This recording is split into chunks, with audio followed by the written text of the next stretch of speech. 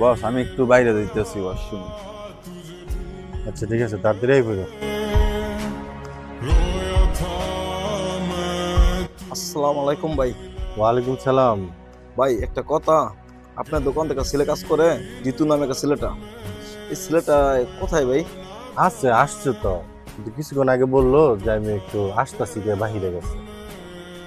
আচ্ছা ভাই, তা যাই তাইলে, হ্যাঁ।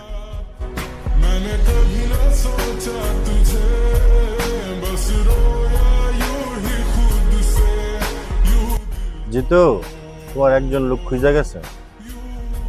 হ্যাঁ বস, কথা হয়েছে ওর সাথে।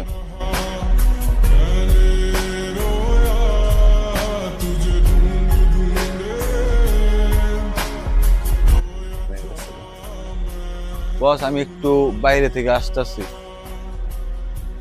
কি ব্যাপার, দেখলাম কাজ করতেছে, মোবাইলটা আইলো, ওই মোবাইলটা পকেটে রেখে জায়গা, আবার একটু পরে একটা লোকে আর খোঁজে। ব্যাপারটা কি জানতেই হতো জিনিসটা।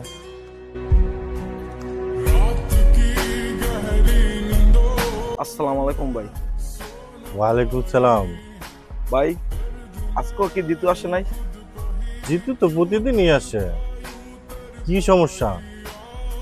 বসেন তো আপনি, মোবাইলটা আসলেই দেখি হ্যাঁ ফোন রাখা জায়গা। বসেন আপনি।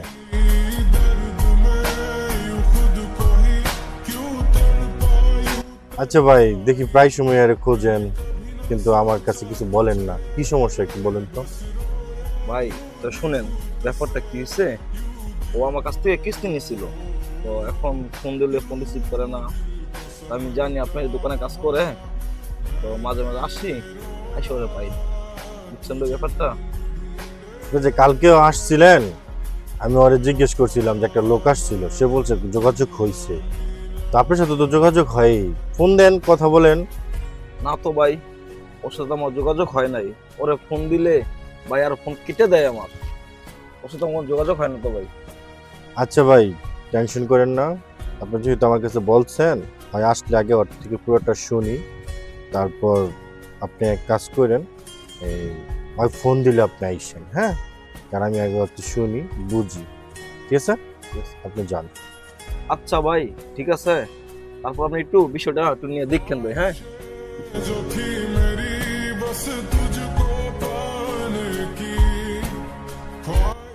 জিতু, এদিকে আইসা বসো, তোমার সাথে কথা আছে, বসো। জি বস, কি কথা কইবেন শুনে? বসো। কাজ আছে তো, একটু তাড়াতাড়ি বললেন। আচ্ছা বসো, তোমার বেশি কথা বলবো। শোনো, তোমার কেন ডাক দিছি, দুদিন আগে যে একটা লোক আসছে, তোমাকে আমি জিজ্ঞেস করলাম যে লোকটা কে, তুমি বলছো কথা হয়েছে, আমি আর কিছু কথা বলি নাই। আজকে লোক আসছে একদম মনটা খারাপ কইরা, এসে বলছো, তুমি বলো ওনার কাছ থেকে টাকা নিছো, কিস্তি নিছো, কিস্তির টাকা নিয়ে তুমি তার ফোনও ধরো না, তার সাথে দেখাও করো না, এগুলা কেন করতেছো বলো তো? আসলে বস, আপনার যখন ও বলছে, তাহলে তো আপনার কাছে আর লুকায়া তাহার লাভ নাই। তো কিস্তি তুলছি ওর কাছ থেকে আমি একটা সমস্যা কইরা, তো এখন ওর কিস্তিটা আমি দিতে পারতেছি না। এই জন্য আমি প্রতিদিন এই টাইমে আসলে আমি চইলা যাই আপনার কাছে মিথ্যা কথা বললাম। তো যেহেতু তোমার কি এমন সমস্যা যে তোমার কিস্তি তুলতে হয়েছে, তাও আবার পলায় থাকো, কিস্তির টাকা তুইলা কি করছো তুমি আমাকে বলো তো? বস কিস্তির টাকা তুললে আমি একটা ফ্রিজ কিনছিলাম, এখন আমি কিস্তি দিতে পারতাছি না। আরে বোকা, কিস্তিতে টাকা তুললে মানুষ ফ্রিজ কিনে? এই বোকামানিটা তুমি কেমনে করতে গেলা?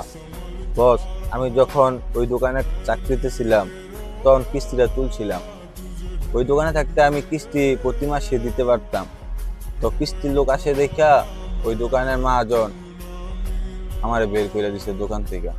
তো আপনার দোকানে আসার পর আমার তো 1 মাসও হয় নাই যে কিস্তিটা আমি চালাবো। তো 1 মাস হওয়ার পরে আমি চাইছিলাম যে কিস্তিটা আমি দিয়ে দিব।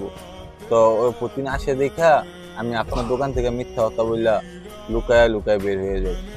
তো এখন আমি কি করবো বলেন? আরে বোকা, দুনিয়ার মধ্যে যেমন সব মানুষ এক না, সব মহাজন একরকম না। তুমি আমাকে যদি বলতা যে আমি একটু কিস্তির সমস্যা হচ্ছে, তো আমাকে যদি কিছু টাকা দেন আমার উপকার হয়।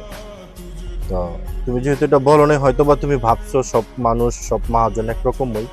আচ্ছা ঠিক আছে, আমি কিস্তিওয়ালারে ডাইকা তোমার এই মাসের অগ্রিম টাকা দিয়ে দিচ্ছি। কিস্তিওয়ালারে কিস্তিটা দিয়ে দাও।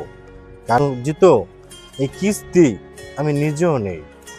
যখন আমি কারোর কাছে হাত পাতি, আমার আত্মীয় স্বজন কেউ দেয় না, তখন আমি এই কিস্তিওয়ালা থেকে টাকা নিয়ে আমি ব্যবসাটা গুছাইয়া রাখছি। পরিস্থিতি ভালো না, তোমাকে হেল্প করতে আমার কষ্ট হবে, তারপর আমি তোমাকে করব, কারণ তোমার মন মানসিকতা ভালো।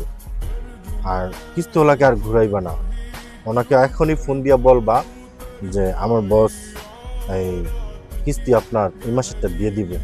যাও, আর কোনো টেনশন করো না, নিশ্চিন্তায় কাজ করো, মনটা ফুরফুরে রাখো, টেনশন করো না। টেনশন খুব খারাপ জিনিস, যেটা আমি করি। আমি বুঝি যে মাথার উপরে যদি কোনো ছায়া না থাকে সে মানুষের যে কত অসুবিধা হয়, আমি সেটা প্রতি মুহূর্তে বুঝতে পারি। তো যেহেতু তোমাকে উপকার করে যদি আমার একটু শান্তি পাই, তো তুমি কাজ করো মনোযোগ দিয়া, দোয়া করো আমার জন্য। ঠিক আছে বস, আপনি চিন্তা করেন না, আমি আপনার কাজ মন মতো দিয়ে সব কাজ করব। আপনি আমার যে একটা উপকার করছেন, আমি সারা জীবন এটার জন্য কৃতজ্ঞতা থাকবো বস। আসসালামু আলাইকুম। যদি আমাদের ভিডিওটা ভালো লেগে থাকে তাহলে লাইক, কমেন্ট, শেয়ার করে দিবেন। একটা ফলো দিয়ে রাখবেন যাতে নতুন নতুন ভিডিও আপনাদের উপহার দিতে পারি। ধন্যবাদ সবাইকে।